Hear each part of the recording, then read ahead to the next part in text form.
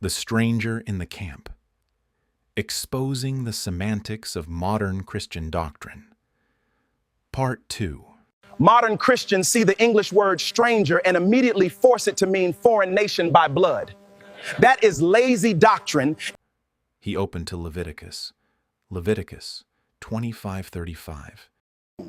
Leviticus 25:35 says, "If thy brother be waxen poor and fallen in decay with thee, then thou shalt relieve him, yea, though he be a stranger or a sojourner." Listen closely. If thy brother, the man is called thy brother, yet he is also called a stranger or sojourner. So did he become a Gentile? Did his bloodline change? Did his father change? Did his tribe vanish? Still no answer. Malachi raised his voice. No, his condition changed, his status changed, his social position changed. He became poor, displaced, dependent, and sojourning among his own people. He turned to the audience. That is the cut. Christians refuse to take. In Scripture, stranger can describe a status, not always an ethnicity. But Deuteronomy says they were hewers of wood and drawers of water. Exactly. Now you are walking into the next trap. He wrote on the board, hewer of wood/drawer of water equals labor status. He opened to Joshua, Joshua 9:21-23. And the princes said unto them, Let them live, but let them be hewers of wood and drawers of water unto all the congregation. Now therefore ye are cursed, and there shall none of you be freed from being bondmen, and hewers of wood and drawers of water for the house of my God. Then he read Joshua 9:27. And Joshua made them that day hewers of wood and drawers of water for the congregation. Malachi closed the Bible halfway. That phrase describes a servile labor position. It is not a race chart. He looked directly at Pastor Miles. Does cutting wood change someone's bloodline? No, someone in the crowd whispered. Does carrying water change someone's tribe? No. Does being poor make an Israelite a Gentile? No. Malachi pointed to Deuteronomy 29 again. The phrase in Deuteronomy 29 describes the lowest labor class standing with the rest of Israel. The phrase in Deuteronomy 29 described the lowest labor class standing with the rest of Israel.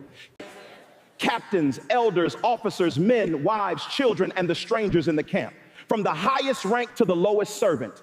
This was not Gentile inclusion. This was national accountability. Pastor Miles shook his head.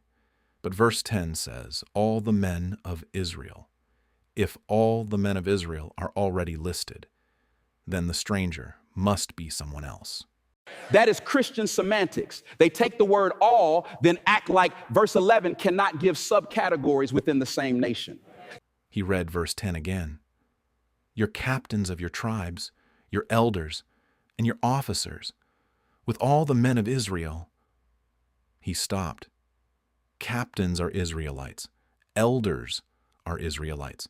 Officers are Israelites. Men are Israelites. Wives are Israelites. Children are Israelites. Then he pointed at verse 11. So why do Christians suddenly switch the category at stranger? He let the question sit. Because they needed one word to carry their universal doctrine. Numbers 152 says, every man of Israel pitched by his own camp and by his own standard, which reflects the order and discipline established for their journey. Numbers 153 shows the Levites pitched around the tabernacle. The camp was not a random multicultural village. It was a sacred tribal structure for the people. That is why it says, thy stranger that is within thy camp. Precept upon precept can't be debunked, so take a moment to really consider what this teaching means. So if these strangers were foreign Gentiles, answer this. Which tribe were they camped with? Were they under Judah's standard, Reuben's, Ephraim's, Dan's? Were foreign nations simply inserted into tribal camps without lineage, inheritance, or covenant blood? The room was quiet. Malachi's voice lowered. You see how the doctrine bleeds when you ask one clean question? He turned to another passage. Deuteronomy 24:14. Thou shalt not oppress an hired servant that is poor and needy, whether he be of thy brethren or of thy strangers that are in thy land. He lifted his hand. Notice the categories inside Israelite society: brethren and strangers in thy land. That does not automatically create a foreign covenant people. It describes different statuses among those dwelling under Israel's national order. He flipped again.